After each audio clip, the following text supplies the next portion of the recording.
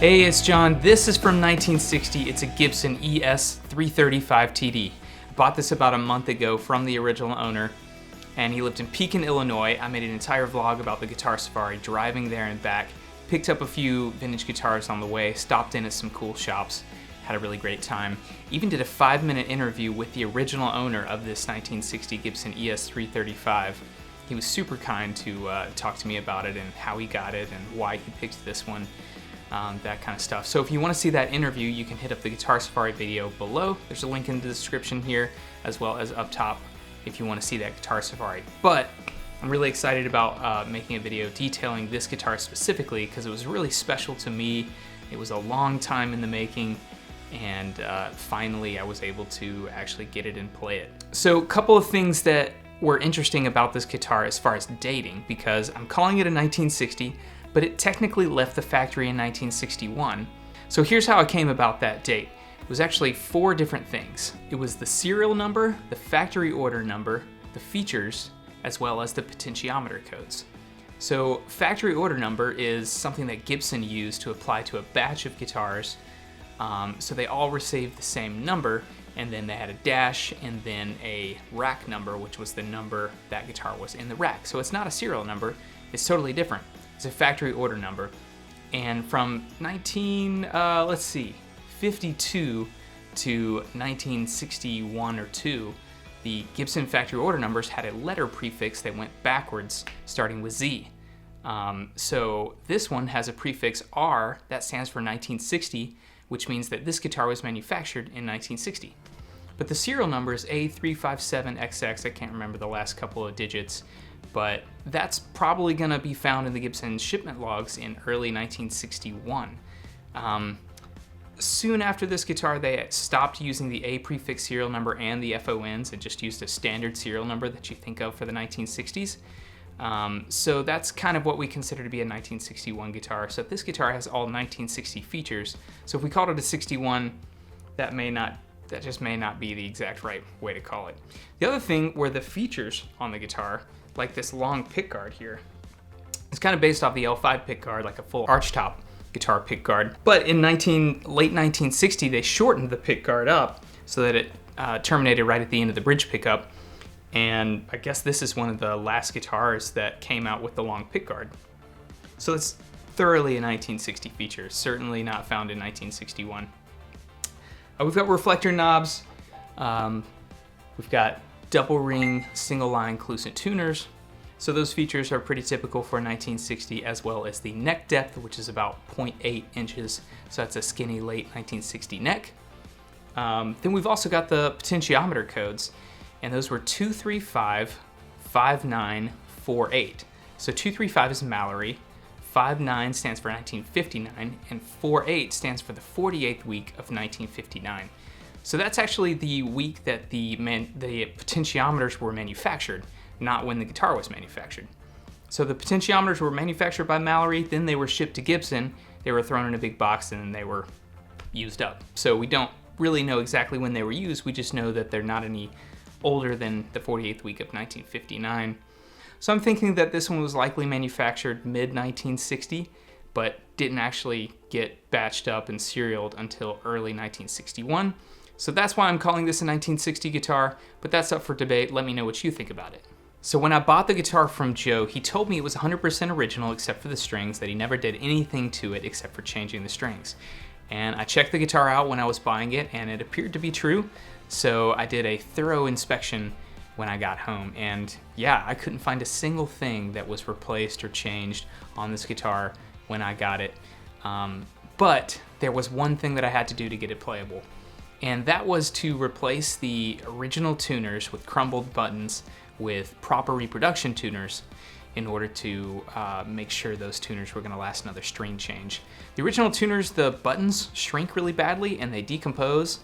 And so the buttons, all 6 buttons are still there on the original tuners, but they just looked really, really fragile, and I did not want to go messing with them and break them on accident. So I installed reproduction tuners. I've got better pictures of them, but this is what they look like. They're lightly aged. They go in all the same holes, so you don't have to re-drill or anything like that. You can reinstall the original tuners if you'd like. and there won't be any evidence of these tuners having been on there. But I don't recommend reinstalling the original tuners if you actually want to play it, only if you just want to hang it up and look at it, which is totally cool too because it looks amazing. So this guitar does have a couple of non-standard features that I wanted to point out. Most of them center around the neck pickup. Number one, it does not have a patent applied for sticker and doesn't appear to have ever had one. That sometimes happens for PAF pickups, that either the sticker falls off or it never even got one. It is a little more rare, but sometimes it happens. The other thing you can see from this picture is that you've got slot screws holding the bobbins to the pickup base plate. And that is also a very rare and unique feature that, if you're looking at a PAF guitar and you see slot screws on the back of that humbucker, you really need to look closely to make sure that is truly original to the guitar because it's pretty unique. It should have Phillips head screws, and I'll show you a picture of the bridge pickup here.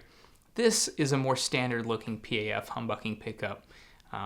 It's got all of it. It's got the sticker, it's got the Phillips screws, solder looks good, pretty typical. But if we go back to the neck pickup, yeah, slot screws. So I looked really closely on this guitar to make sure that there was nothing done here. And I checked the solder joints on everything as well as on the back of the pickup itself, and everything's rock solid. So I think this is just one of those anomalies from Gibson. It happens. There's some chatter about finding slot screws on PAF humbuckers in late 1960, which is when this guitar is from. So yeah, it's just one of the things that happens. The other thing that you can't see going on here is that these two pickups are magnetically out of phase from each other in the middle position. And that sometimes happens. Joe Bonamassa has a Les Paul from 1959 that's factory out of phase. The Peter Green Les Paul also is out of phase in the middle position. Although that one, I'm told, is rewound, or at least one of the pickups was rewound, and probably the magnet got flipped in the process. I don't really know. I'm not an expert on that guitar. This one appears to be factory out of phase from each other, which is a truly unique feature and yields some really cool tones, and I'll talk more about that later. But the long pickguard is unique for this time period. It's late 1960, but you can find them up past the second week of 1960 as well. So before I get into playing this guitar, here's my book recommendation if you're into Gibson ES-335s. It's the Gibson ES-335, its history and its players. It's by Adrian Ingram. It has some very cool information on the history of how it was developed and that kind of stuff. Coolest part about it is that it actually has shipment totals for Gibson guitars during this time period. So I wanted to look this one up. It's a little bit confusing because technically it shipped in 1961, so it's probably counted in the 1961 shipment totals. But we can look on page 20, and we've got different models. So that's ES-335, TD, TDN, TDC, that kind of stuff. So for 1960, we've got 405 ES-335 TDs, so that's Sunburst ship. Only 405 guitars with this finish, so that's pretty exciting. Okay, here's 1961 for the ES-335 TD, which is the Sunburst finished. 466 guitars were shipped, so it's in one of those counts. I'm not exactly sure which one. I really think you should pick up this book. There's going to be a link in the description so you can pick one up for yourself on Amazon. I think you're going to dig it. If you have a book on 335s that you like to read, and you think I might dig too, leave me a comment about that book. I'd love to check it out, pick one up, and learn more about it as well from you. So check this one out, the link in the description below. So I mentioned that these pickups are out of phase from each other in the middle position, and here's what I mean by that. A Gibson humbucker has one single magnet. It's a long bar magnet underneath the two coils, and the magnet has a north-south polarity just like every other magnet. When they were making a PAF pickup back in the day, they always loaded the magnet with north-south pointing the same way. I can't remember if it's north to strings or south to strings, so if you are an expert on PAF humbuckers, let me know which way it's normally pointed. But anyway, for a non-stereo guitar that they wanted to be in phase, they would always load them the same way. For a stereo guitar, the magnet was flipped the opposite direction, so that when you're in the middle position, it is actually out of phase from each other. Which is not a thing if you have two amplifiers, they're not going to be out of phase. But if you just have one with one output transformer, then it's going to be out of phase in the middle position. This one, for whatever reason, probably the neck pickup, the magnet is loaded into the pickup the opposite direction. So that's why when it's in the middle position, when you're thinking about a wave like this, one of these waves starts up here and goes down and up, and one of them starts at the bottom and goes up and down. So in the middle when they go opposite like this, they actually cancel each other out. So that's why if I just hit the bridge pickup wide open here, it's going to be super loud. Same with the neck. But then if I switch to the middle position, you're actually going to notice a drop in output, and that's because the wave is canceling itself out in part of the wave. So the cool thing about that is you can dial back on the volume on one of the pickups in the middle position, and if you just dial back like one unit, 10 to 9, you're actually going to hear an increase in output even if you're dropping the volume 1 unit. And that's because the wave is not canceling itself out anymore. So it kind of makes for a lot of useful combinations, and I think that's what Peter Green was doing with his Les Paul that was out of phase, is he was kind of dialing in what he was looking for with the volume knobs between the two pickups. I'm not an expert on Peter Green, so if you are, let me know. I'd love to hear from you. And yeah, so anyway, I'm going to play it a little bit and show you guys. Start off on the bridge, then go to the neck, then go to the middle, and you'll definitely notice that quacky out of phase sound. It's kind of like a Stratocaster. You've got position 2 and 4 on the Stratocaster is out of phase as well, so that's why you're getting that kind of quacky sound and drop in output. But anyway, this is the 1960 Gibson ES-335, and this is what it sounds like. But first, let's talk about the amp. This is from 1957. It's a Gibson GA-20. It's kind of the Gibson version of the Fender Tweed Deluxe. 2 6v6s, 12x7 power tubes, Jensen P12R speaker. Really sounds killer, very crunchy. So that's what I'm going to be playing through. Here's the bridge pickup.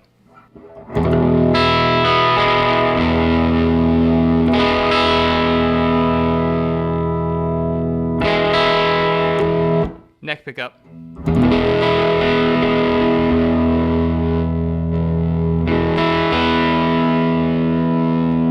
And here's that middle position.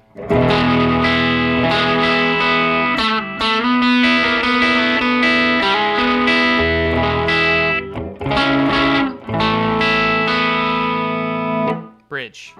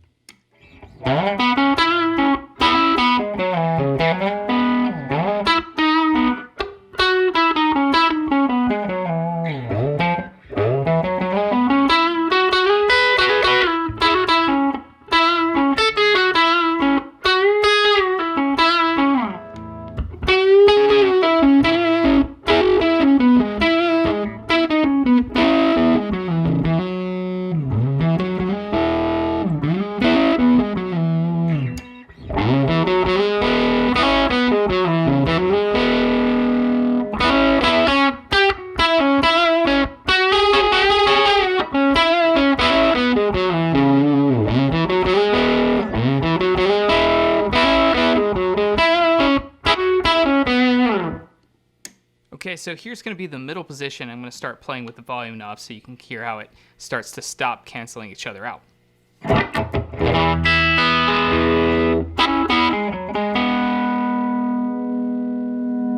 Definitely hear that.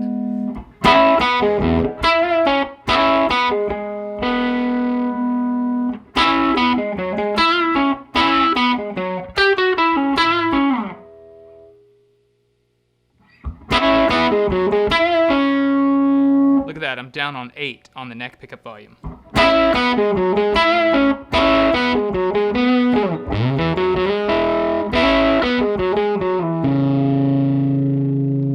Let's see what happens when we mess with the bridge pickup volume.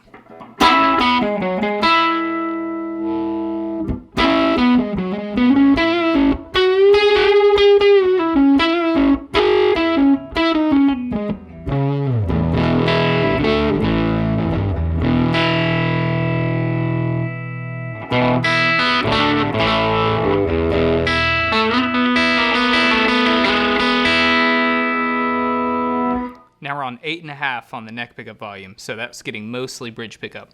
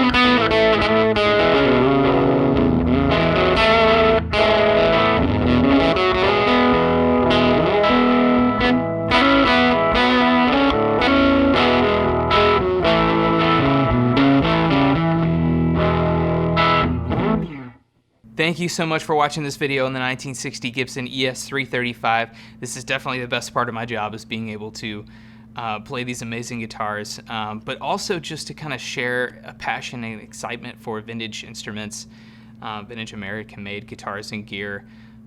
So go ahead and hit that thumbs up button if you like this video. It's really going to help me bring more videos and stories and share vintage guitars with everyone. And if you like this channel, go ahead and hit subscribe as well. That is going to be a huge encouragement to me to keep making these videos. hit me up on Instagram. It's at True Vintage Guitar. If you want to pick up the book, there's a link down in the description to an Amazon affiliate link. I'll get a couple cents if you pick that up, but I do own that book myself. I bought it with my own money, and I do recommend it to you because I think you're going to really dig it. My name is John. Channel's called True Vintage Guitar. You can hit my website if you'd like. Thank you.